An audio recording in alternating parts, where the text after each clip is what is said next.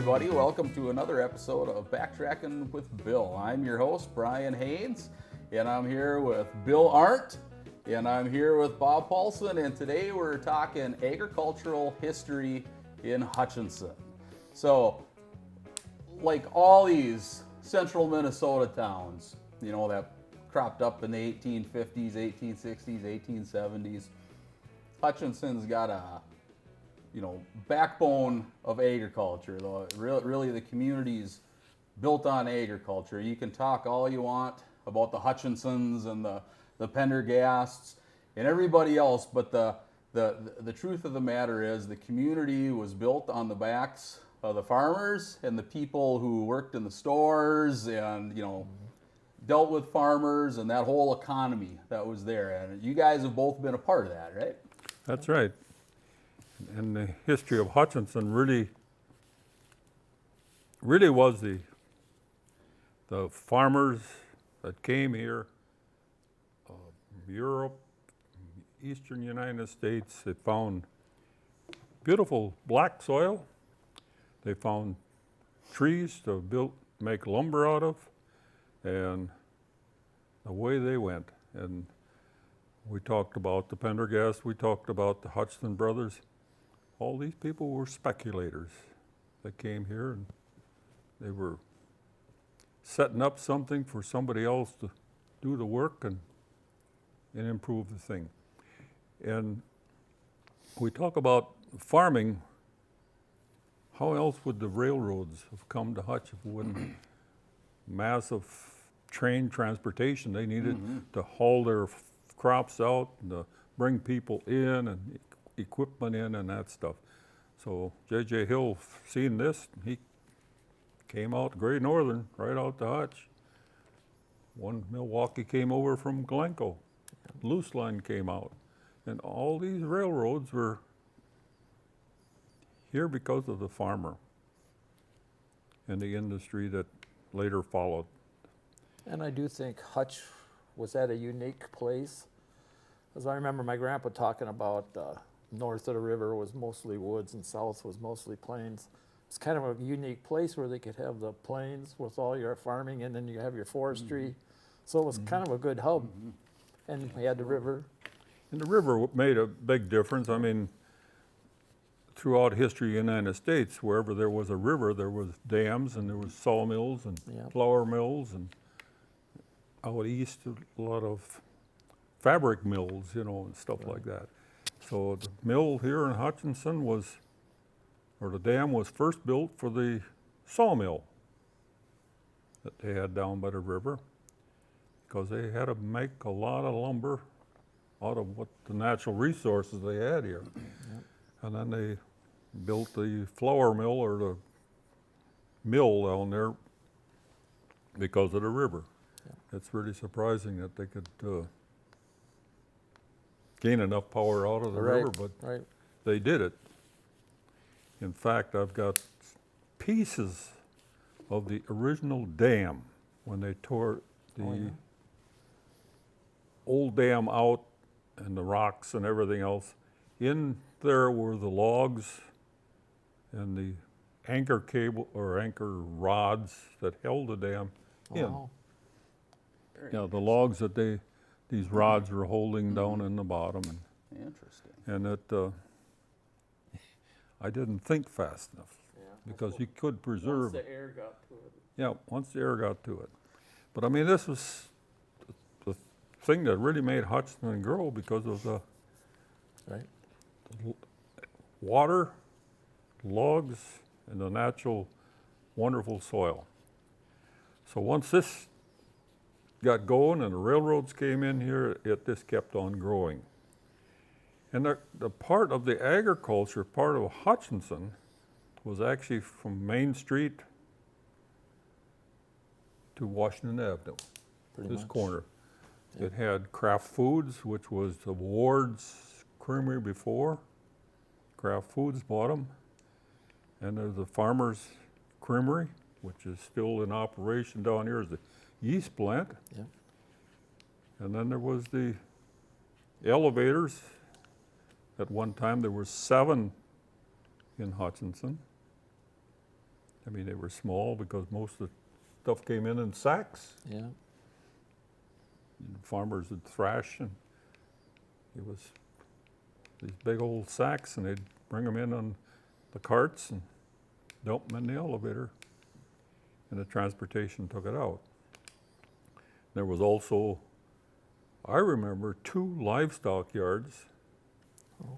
One was on the east side of what now the light plant in Hutchinson, which is on the loose line, rail line. And then there was one over here on the Great Northern Tracks, just a couple blocks away from where we're sitting. That was the Farmer Shipping Association, I believe it was. But the other one, that was Faulkner, the other one? Or Faulkner Farm? Faulk- Is that what used to be by the Faulkner racetrack? had he'd buy cattle and Yeah. stuff like that. And that was just east of the East of the racetrack on the racetrack old down to the old fairgrounds. fairground. Yeah, But this one here was actually a yard where they, okay. and then there was also, I can remember this as a little kid, there was a buying station on the west end of town where Stearnswood is now. Okay. They would take hogs in there. So I don't know how they shipped them out. Because there was no trucks to haul this Right. stuff. St. Paul was the main go for the slaughterhouses. So the trains would haul it in, and then these cattle were, I suppose, bought at certain days. They'd load on the cattle cars and down to South St. Paul. So that kept the railroads really busy by shipping this stuff back and forth. You know, it's back up here just a little bit. You know, we were talking about the early settlers, you know, and the Hutchinsons, Pendergast. And really, at that time in history, you couldn't live here without being a farmer. Even if you lived in town, Oh, yeah. you couldn't live here You without had your cow being and a you had your farmer. horse. everybody- Yes, you had a milk cow. You had more than a subsistence Yep. garden, you know, because Yep. there was no economy here those first, gosh, you could almost say that first decade in a way. There Yep. was no real economy, so you weren't going to make money just owning a store. You had to farm too, and so really, to Yep. settle in any of these communities, you had to be somewhat of a farmer. Well, you can go out into the rural areas. Every church, the ministers had this little barn, Yeah, yep, and they had milk cow, their horse right. or horses, and of course their garden and all that stuff. And that's even, you know, another one. You mentioned the horse. So even if somehow you didn't have to plant your own food, you still had to take care of an animal That's because right. that's how you got around. Yeah, So you can't it's, just park them. Yeah, well, So agriculture was number one. I know, I always wonder, some of these houses in town here, and they got a big garage. Hmm. I always wondered if that was from the early days, and that garage actually was their barn Yep. where they kept their animal, and that was in town. Yeah, I mean, I think a lot of and every house had a well, you know, it Yep. was, In this area of town where we're sitting in right now, at City Hall, below the hill, was all artesian wells.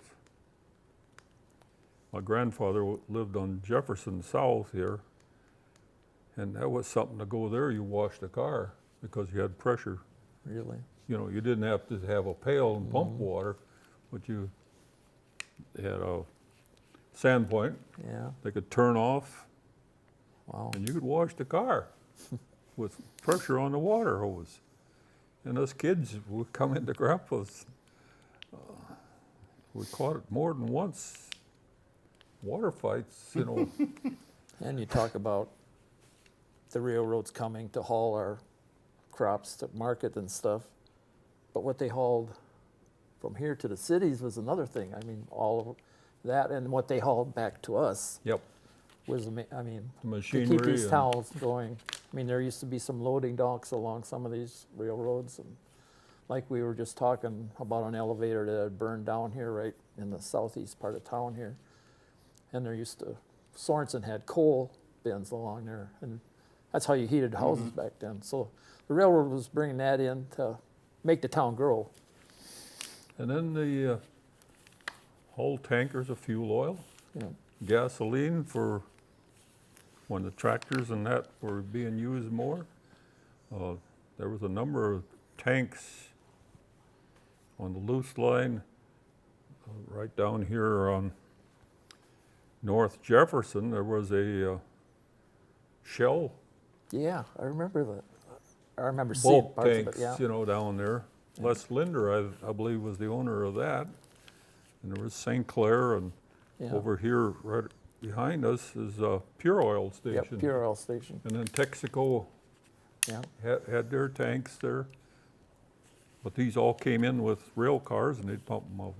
It was a bygone day that we're lucky we remember. And Bob and I, you know, we're all looking here at these caps we're wearing today. It's Farmers' Day. yep. I mean, every one of these caps taken off the John Deere dealership or Yep. Ellis Chalmer dealership or seed corn. Yep. Everybody there'd be caps given away, you know. And we just thought today would be a good day to bring out our caps. Here I am in a Pirates cap. Yeah. Shame on you. So these days, Minnesota is corn and soybeans. You know, Pretty much. we talk about our state flag and our state flower and what they are and what they represent. Well, really, our state flower ought to be a corn stalk or soybeans, and our flag ought to have a corn stalk and a Yeah. soybean bush next to it. But that wasn't always the case. So wheat Nope. was the original, Original. Wheat Yep. was the crop, original. correct? Yep. My dad's old drill, grain drill, from 1938. Every year, everything was recorded Yep. On the cover. in that, on the cover. You've Yep. seen it too. Yep. I mean, this is the farmer.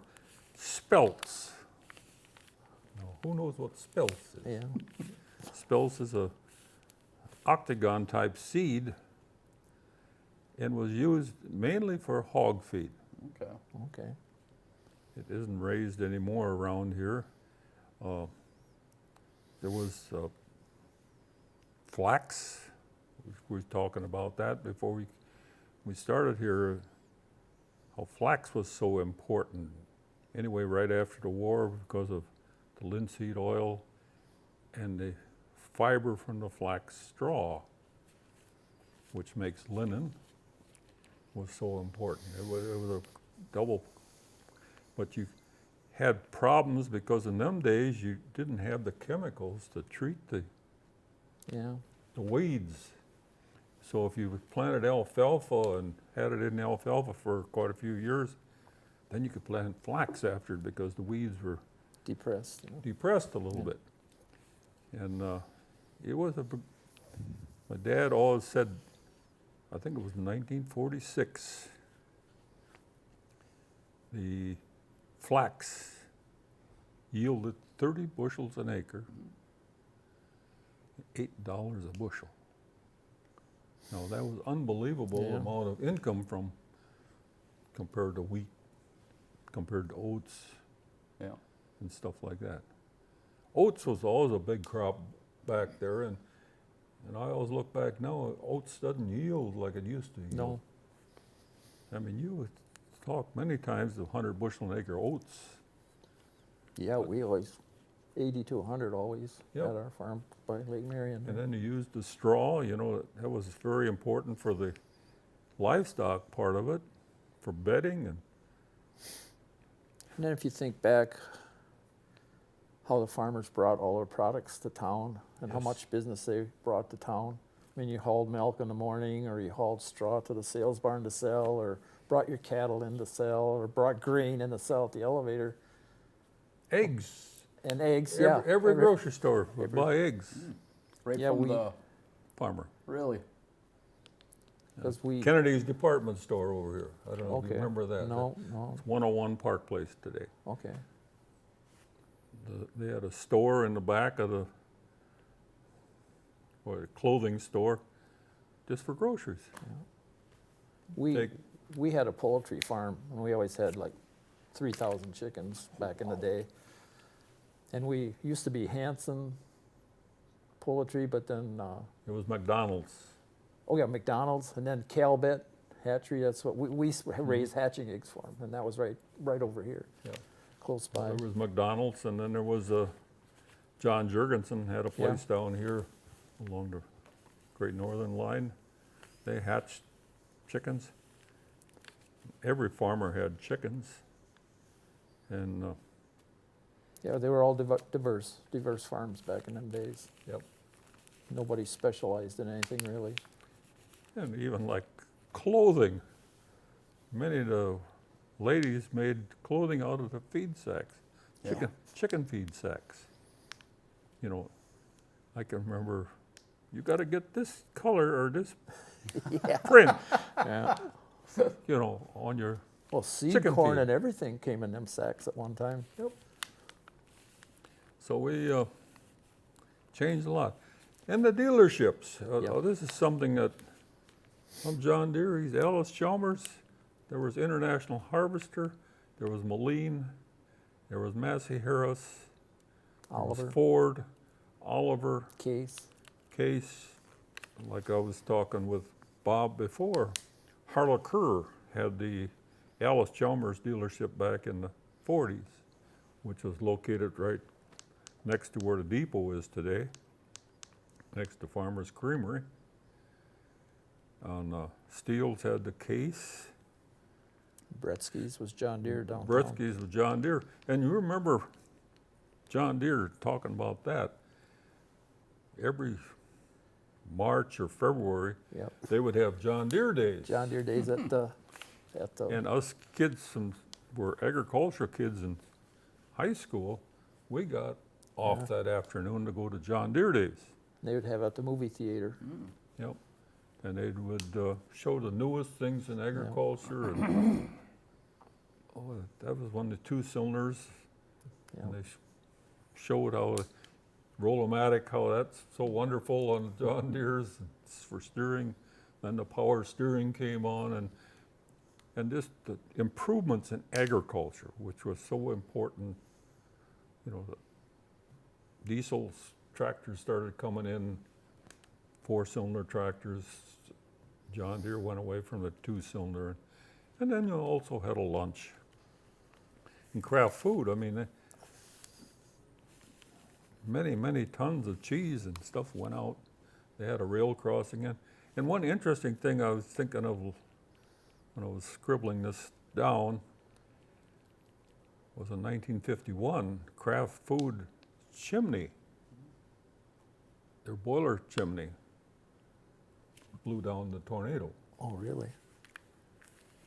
And what did they, that was all steam generated, the whole plant.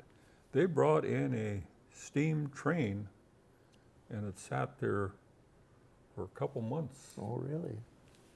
To get their steam pressure. producing steam for the factory until they got their new boiler systems going and that stuff.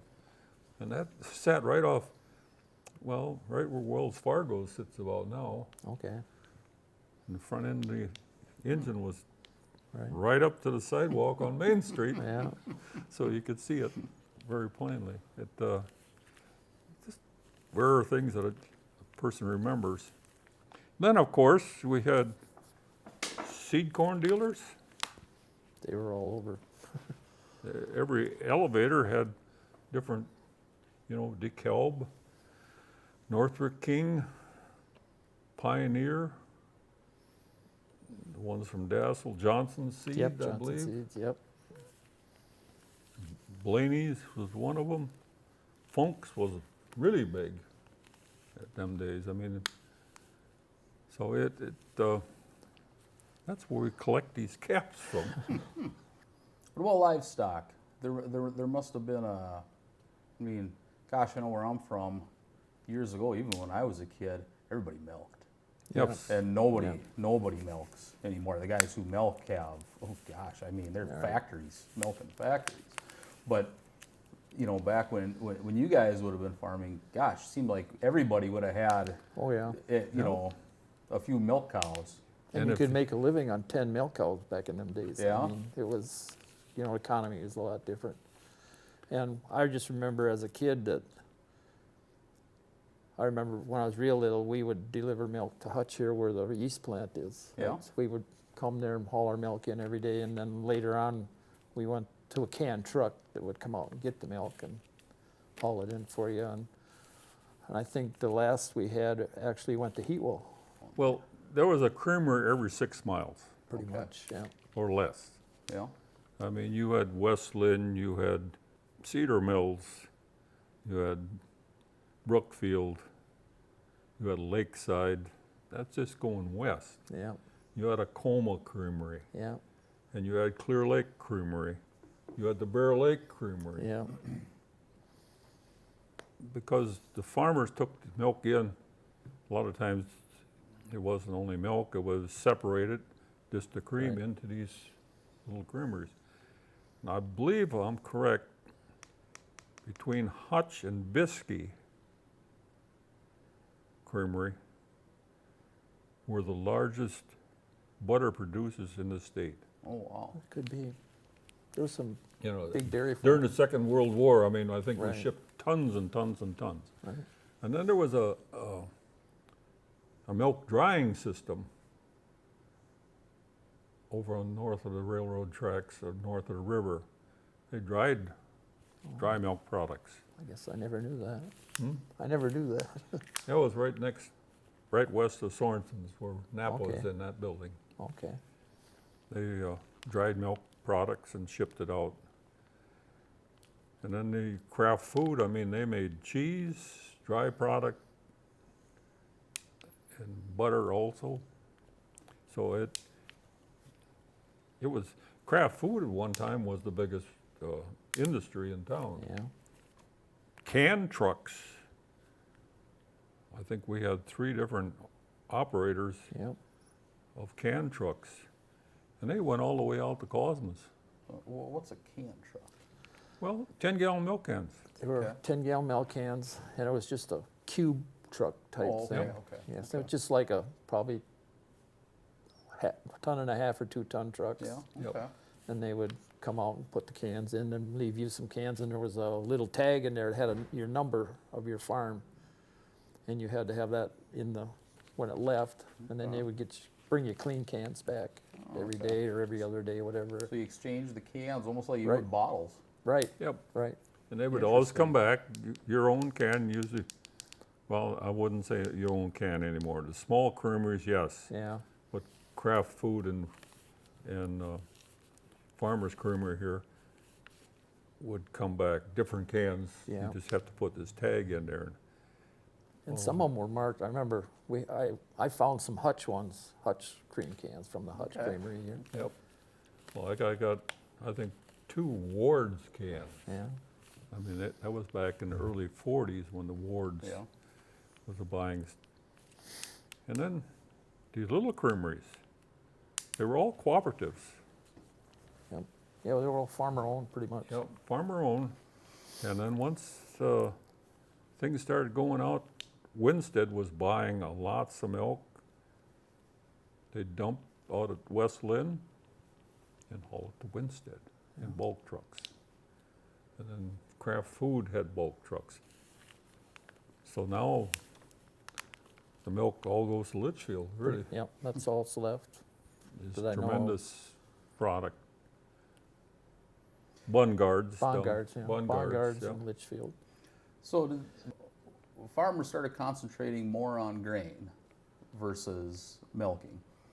Did you see a difference, how do you say, in the landscape, in the land?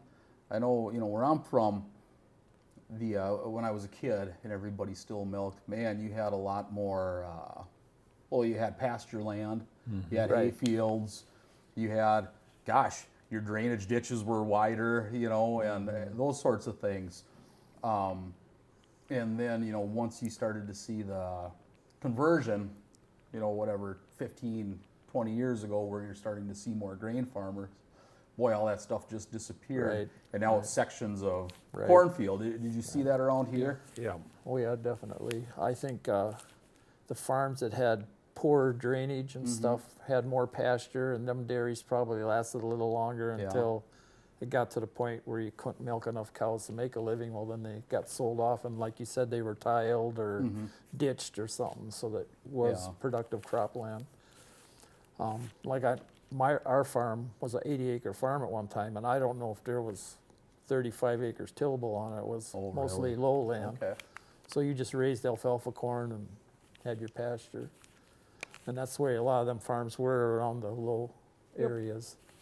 Yeah, there's a lot of 80-acre farms. Yep, I think when I was in high school, it went to 120 acres. yep. You know, and that was 1954 and stuff like Right. that. And then it was interesting. One thing we could always say, the pheasants survived real good on Oh, yeah. the farmers that haul the waste material out in the fields and Yep. that in the wintertime. Oh, yeah, I bet. That created food for the pheasants.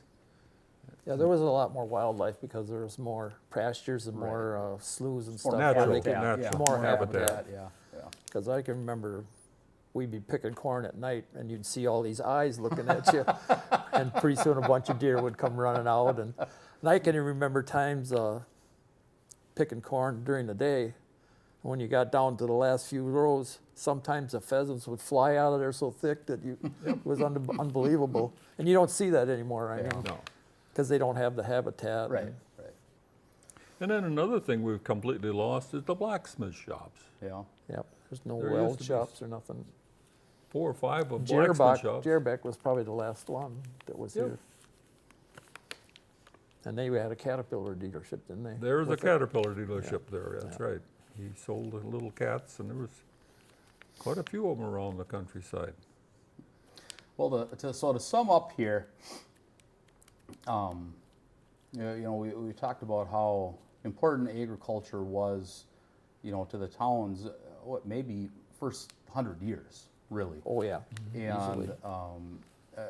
Today, while it's still important to have farmers, the world and our country, our economy has changed so much that you look at Hutch today, and it kind of survives as more of an industrial It does, yeah. hub, with 3M and those sorts of things. But that said, none of that could have ever happened without that first 100 years and that backbone of agriculture. All right, well, that is all the time we have for you for this episode. I'd like to thank Bill, as always, and Bob for coming again. Maybe we'll have you next time, too. It seems to Whatever. work out You're right. well. But as for now, for Bill, for Bob, for myself, we're signing off. So we'll see you next time, and thanks for watching, everyone. Thank you. Thank you.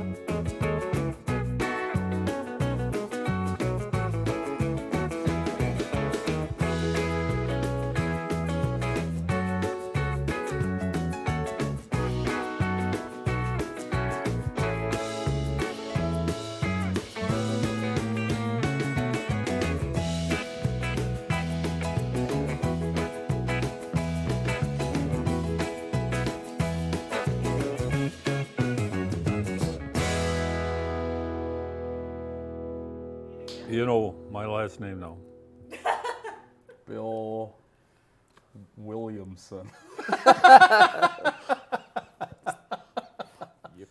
Okay, hold on. I gotta suck it in a little bit. Never know what kind of good-looking women are watching. Didn't bring your girdle? No, it's at the cleaners.